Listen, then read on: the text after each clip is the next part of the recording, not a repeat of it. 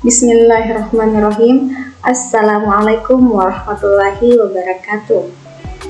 Perkenalkan, kami dari mahasiswa Manajemen Pendidikan Islam Fakultas Tarbiyah dan Keguruan UUN Alauddin Makassar. Nah teman-teman, video ini dibuat untuk memenuhi tugas kelompok kami pada mata kuliah Manajemen Keuangan dengan dosen pengampu Siti Ibrah Mustafa Kamal SE MSc. Sebelum kami menyampaikan materi yang ingin kami sampaikan, ada baiknya kami memperkenalkan diri dulu. Kenalkan, nama saya Faradila dengan NIM 20300-12074. Kenalkan, saya atas nama Sahrul dengan NIM 20300-012072.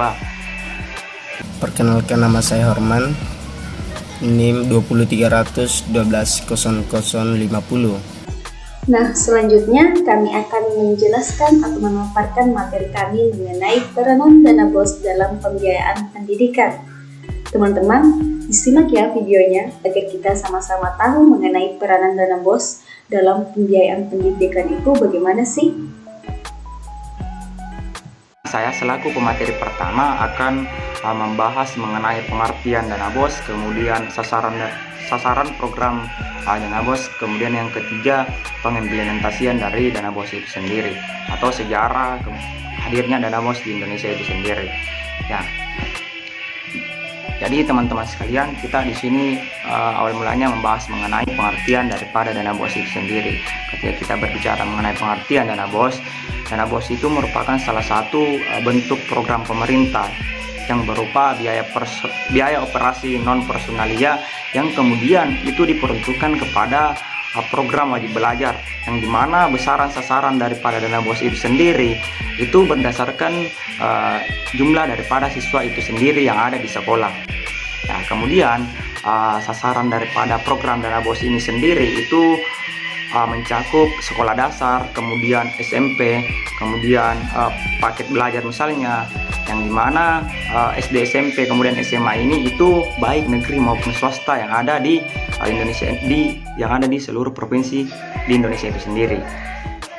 Nah, kemudian ada 3 kelompok sekolah ya yang kemudian menerima dana BOS itu sendiri. Yang pertama, sekolah negeri di bawah pemerintah provinsi itu sendiri atau yang berada di naungan provinsi itu sendiri. Kemudian yang kedua adalah sekolah negeri pada pemerintah kabupaten atau kota, itu juga yang berada di kawasan kota itu sendiri. Nah, kemudian yang terakhir yang kemudian menerima dana BOS itu sendiri adalah sekolah swasta yang ada di Indonesia itu sendiri, dimana tadi saya sudah menjelaskan mengenai pengertian dan juga sasaran program dana BOS ini sendiri, dimana ketika kita sandingkan dengan beberapa besarannya itu kemudian terkait dengan standar pendidikan yang ada di Indonesia itu sendiri, yang dimana mencakup mengenai standar isi, proses dan kompetensi lulusan dan berbagai bagian daripada standar pendidikan yang ada di Indonesia itu sendiri. Kemudian saya juga akan membahas mengenai sejarah masuknya dana BOS atau mulainya dana BOS di Indonesia itu sendiri.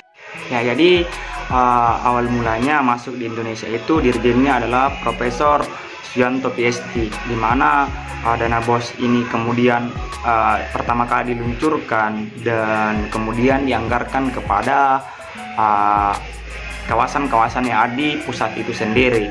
Nah, kemudian proses daripada pemberian atau bantuan daripada biaya operasional ini itu kemudian berjalan lancar sih awal-awalnya, tetapi walaupun masih awal, tentu banyak ceritanya penyimpangan serta kejanggalan yang terjadi di beberapa sekolah yang ada di pusat yang kemudian diberikan anggaran itu sendiri.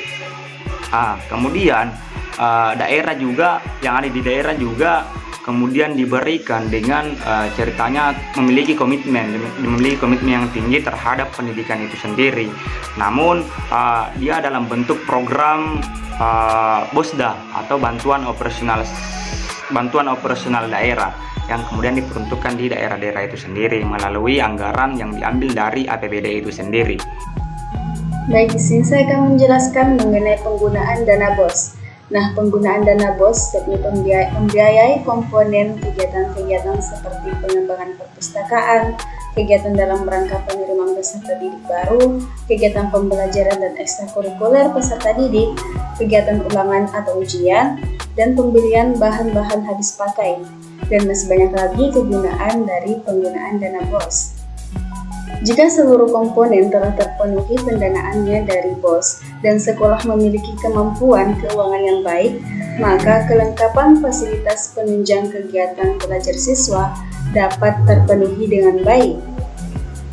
Semakin lengkap fasilitas belajar, akan semakin mempermudah dalam melakukan kegiatan belajar.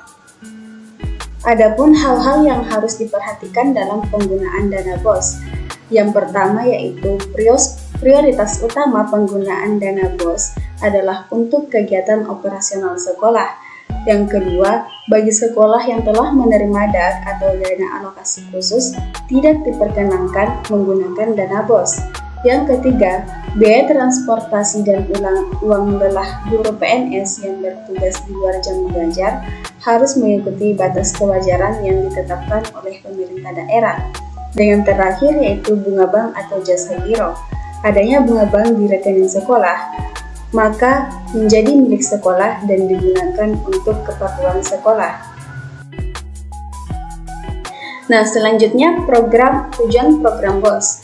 Tujuan program BOS menurut panduan penggunaan dana BOS berdasarkan Permendiknas nomor 37 tahun 2010 yaitu membebaskan biaya pendidikan bagi siswa miskin dari seluruh pungutan dalam bentuk apapun, baik di sekolah negeri maupun swasta, kecuali sekolah rintisan bertaraf internasional dan meningkatkan mutu pendidikan dalam penuntasan wajib belajar 9 tahun. Secara umum, program BOS bertujuan untuk meringankan beban masyarakat terhadap pembiayaan pendidikan dalam rangka program wajib belajar 9 tahun yang bermutu serta berperan dalam mempercepat pencapaian standar pelayanan minimal. Dan yang terakhir yaitu pengelolaan dana BOS. Pentingnya pengelolaan dana BOS yaitu dengan pengelolaan yang baik dan mampu membantu ketercapaian tujuan dari program BOS dengan efektif dan efisien. Dalam proses perencanaan pengelolaan dana BOS, komponen yang terlibat di dalam pengelolaan dana BOS adalah kepala sekolah, bendahara sekolah, dan komite sekolah. Proses perencanaan diawali dengan menyusun RKS oleh tim manajemen BOS sekolah. Dalam pelaksanaannya, pengelolaan dana BOS wajib berpedoman pada buku petunjuk teknis penggunaan dana BOS yang diterbitkan oleh Kementerian Pendidikan dan Kebudayaan sebagai kementerian teknis yang bertanggung jawab dalam pelaksanaan dan pengelolaan program BOS. Baik, itulah yang saya jelaskan mengenai penggunaan dana BOS, tujuan dana BOS, dan pengelolaan dana BOS. Selanjutnya, peranan dana BOS dalam peningkatan kualitas pendidikan, larangan penggunaan dana BOS, dan kelemahan pembiayaan pendidikan akan dijelaskan oleh rekan saya.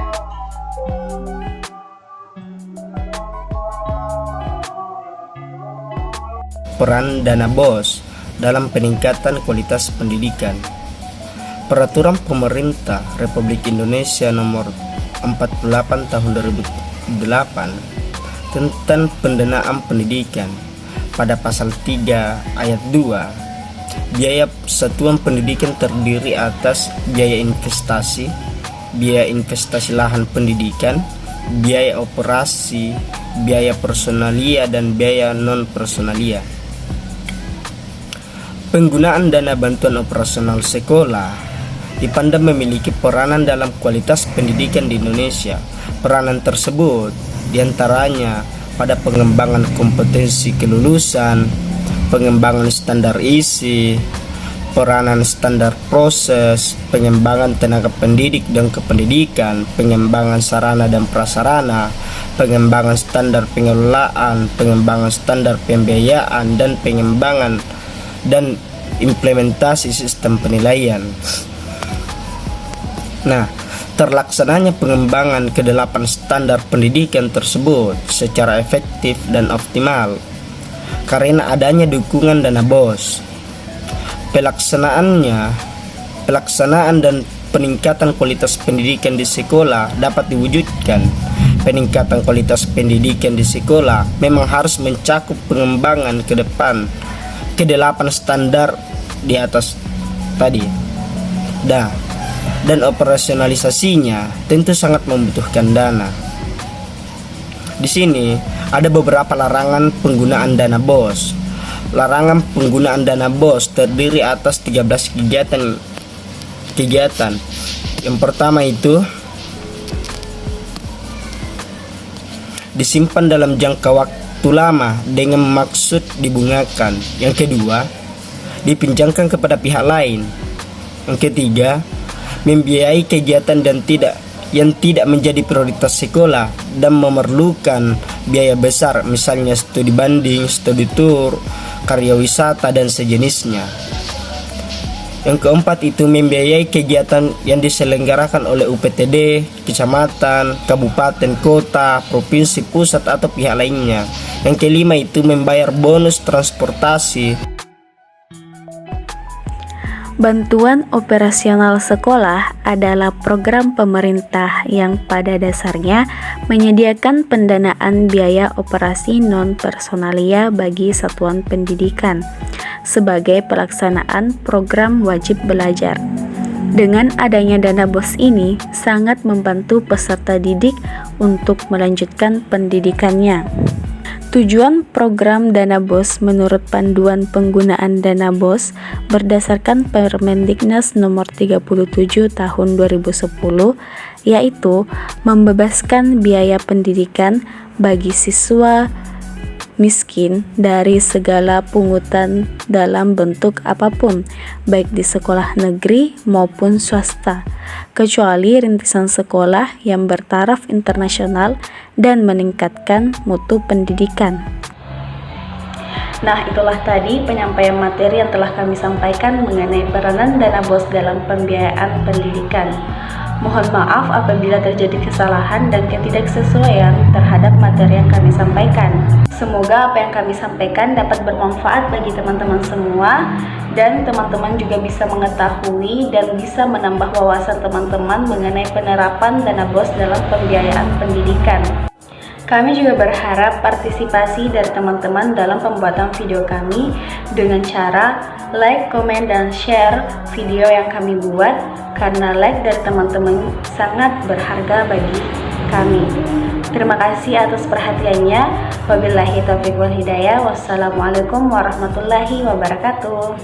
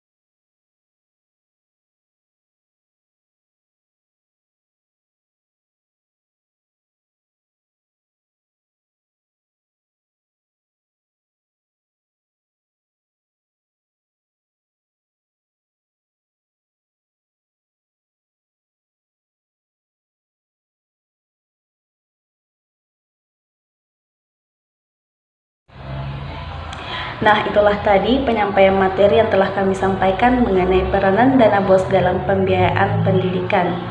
Mohon maaf apabila terjadi kesalahan dan ketidaksesuaian terhadap materi yang kami sampaikan.